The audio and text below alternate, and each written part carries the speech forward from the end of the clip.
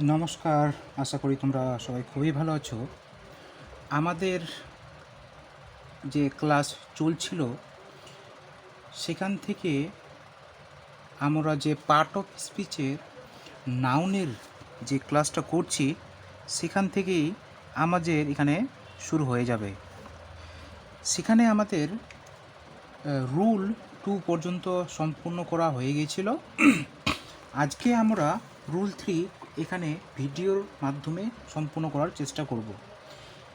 তাহলে বেশি কথা না বলে আমরা একবারে আমাদের যে টপিক সেখানে আমরা প্রবেশ করে আমাদের ক্লাস শুরু করি। রুল 3 কি বলে, আমি যদি কোনো কিছু বলি সেগুলো অবশ্যই খাতায় নোট করে রাখবে, তোমাদের বাড়িতে পড়তে অনেক সুবিধা হয়ে যাবে। রুল 3 কি বলে শুনে রাখো, যে কয়েকটি পার্টিকুলার ওয়ার্ড আছে বা কয়েকটি নির্দিষ্ট নাউন আছে যেগুলির ক্ষেত্রে এই নিয়মটি অবশ্যই উপকারিতা বা ব্যবহার করতে হবে।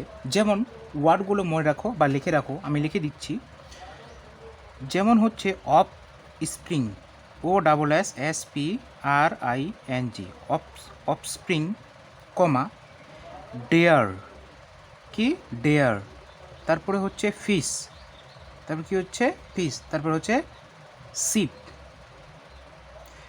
আরও এমন অনেকগুলো পার্টিকুলার ওয়ার্ড আছে যেগুলোর ক্ষেত্রে এই নিয়মটি প্রয়োগ হবে। এবার নিয়মটা কি সেটা মনে শুনে রাখো। নিয়মটা হচ্ছে যে এই ওয়ার্ডগুলো আছে, এই ওয়ার্ডগুলোর ক্ষেত্রে সিঙ্গুলার ভার্ব বা প্লুরাল ভার্ব দুটোই ব্যবহার হবে। কি বললাম, এই যে ওয়ার্ডগুলো আছে সেগুলোর ক্ষেত্রে সিঙ্গুলার ভার্ব এবং প্লুরাল ভার্ব দুটাই ব্যবহার হবে, কিন্তু ওটা সম্পূর্ণভাবে অর্থটির উপর নির্ভর করবে যে কি বলে।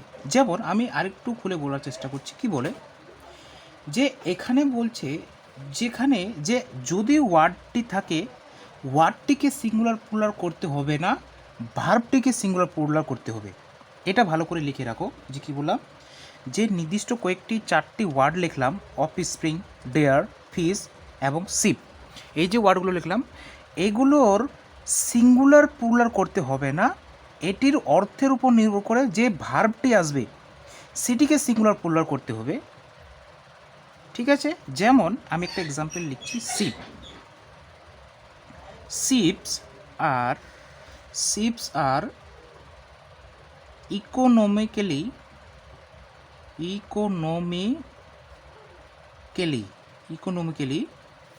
ইউজফুল।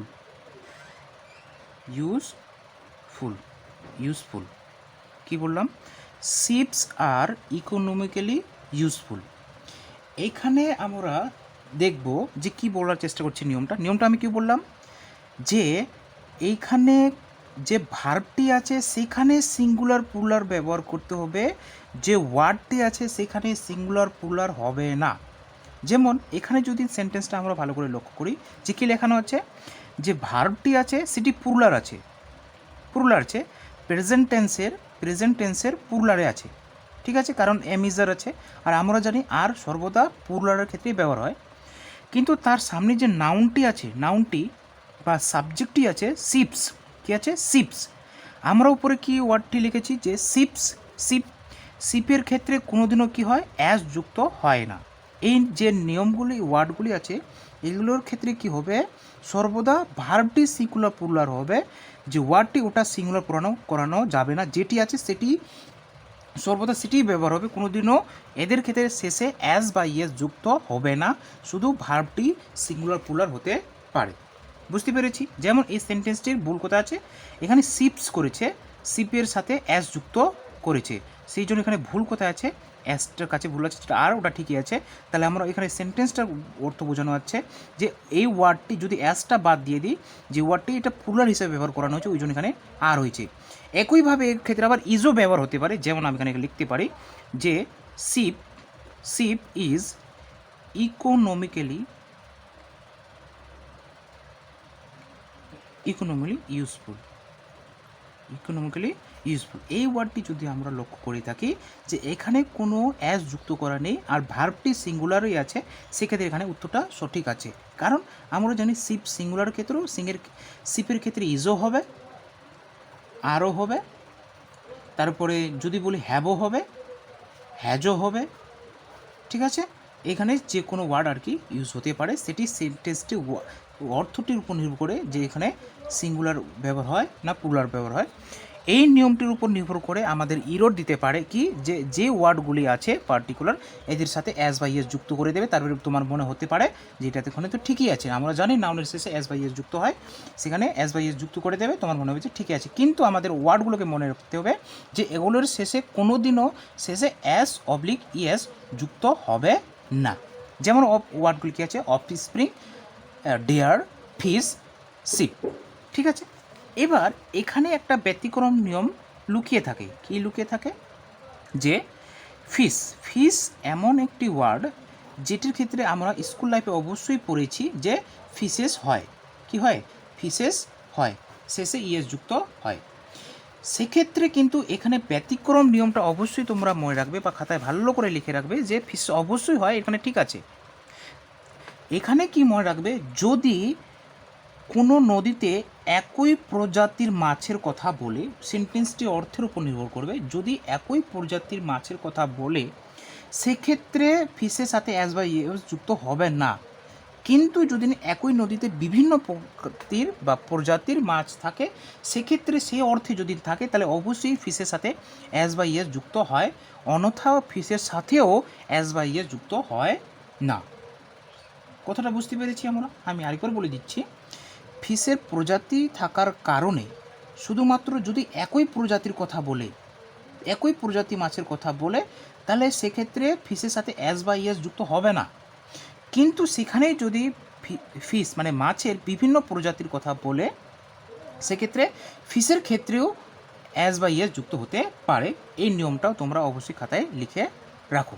ঠিক আছে, যে আমাদের তাহলে রুল 3 নাউনের সেটি সম্পূর্ণভাবে কমপ্লিট করানো হলো। আমি আরেকটু সামারি করে বলে রাখি যে কি, যে ওয়ার্ডগুলি আছে সেগুলোর ক্ষেত্রে কোনো দিনও অ্যাস বা ইয়েস শেষে যুক্ত হবে না। শুধুমাত্র এখানে এই ওয়ার্ডগুলি সিঙ্গুলার হিসাবেও ব্যবহার হতে পারে, প্লুরাল হিসাবেও ব্যবহার হতে পারে। সেটি সম্পূর্ণভাবে সেন্টেন্সটির যে অর্থটি সেটির উপর নির্ভর করে যে সিঙ্গুলার হিসাবে বসবে না প্লুরাল হিসাবে বসবে। কিন্তু এদের শেষে কোনোদিনও অ্যাস বা ইয়েস যুক্ত হবে না। কিন্তু ভার্ব সর্বদা সিঙ্গুলারও বসতে পারে, প্লুরালও বসতে পারে। তার মধ্যে ফিশ এমন একটি ওয়ার্ড সেখানে অ্যাস বা ইয়েস যুক্ত হতে পারে, কিন্তু অবশ্যই আমাদেরকে বুঝতে হবে যে একই যদি প্রজাতির কথা বলে তাহলে অ্যাস বা ইয়েস যুক্ত হবে না, যদি মাছের বিভিন্ন প্রজাতির কথা বলে তাহলে অ্যাস বা ইয়েস যুক্ত হবে। আশা করা যাক তোমরা সবাই খুবই ভালো করে বুঝতে পেরেছো এই নিয়মটি। না হলে আরেকবার প্রথম থেকে দেখার চেষ্টা করো, মনে হয় বুঝতে পেরে যাবে। তো ঠিক আছে, আমি একটা উদাহরণ দিচ্ছি, সেক্ষেত্রে তোমরা বুঝতে পারবে যে কী হচ্ছে। যে এই এক্সাম্পলটা আমরা দেখিনি, যে কী বলা আছে যে এ শিপস, এ শিপ বোঝানো আছে, আর এখানে কি আছে, ইজ আছে। দেখো এখানে তোমাদেরকে অবশ্যই ভালো করে বুঝতে হবে যে এখানে কি শিপস কথাটি সিঙ্গুলার প্লুরাল দুটি হিসাবে ব্যবহার করানো হয়, সেক্ষেত্রে এখানে এ শিপস বলেছে। ঠিক আছে, ওই জন্য আমাদের বুঝতে হবে তাহলে কি এখানে কি সিঙ্গুলার হিসাবে বসেছে, ওই জন্য ইজ বসানো হয়েছে। ওই জন্য এই যে সেন্টেন্সটা আছে এখানে সম্পূর্ণভাবে সঠিক আছে, এখানে কোনো ইরর নেই। কারণ এখানে পার্টিকুলারভাবে বলে দিয়েছে যে এ শিপস। এখানে যদি শিপস বলতো তাহলে আমরা কনফিউজ হয়ে যেতাম যে এখানে ইজ হবে না আর হবে, বা যেটাই থাকতো তাহলে এখানে আমরা যদি এ না থাকতো আর কি, তাহলে এখানে কি হয়ে যেত, আর হয়ে যেত, কারণ এখানে প্লুরাল হিসেবেও ব্যবহার হতে পারে। কিন্তু যখন নির্দিষ্ট করে বলে দিয়েছে এ শিপ, তাহলে আমাদের অবশ্যই বুঝে যাওয়া উচিত যেখানে গিয়ে ইজ হবে। এখানের সাথে অ্যাস বা ইয়েস যুক্ত করা নেই, এখানে ঠিকই আছে, এখানে ইজ বোঝানো হয়েছে, এখানে ঠিক আছে। যদি এ শিপ বলে এখানে যদি আর ব্যবহার করানো হতো তাহলে এখানে কি ভুল হয়ে যেত। সেই হিসাবে নিয়মের অনুযায়ী আমাদের যে এখানে উদাহরণটা সেখানে সম্পূর্ণভাবে সঠিক আছে।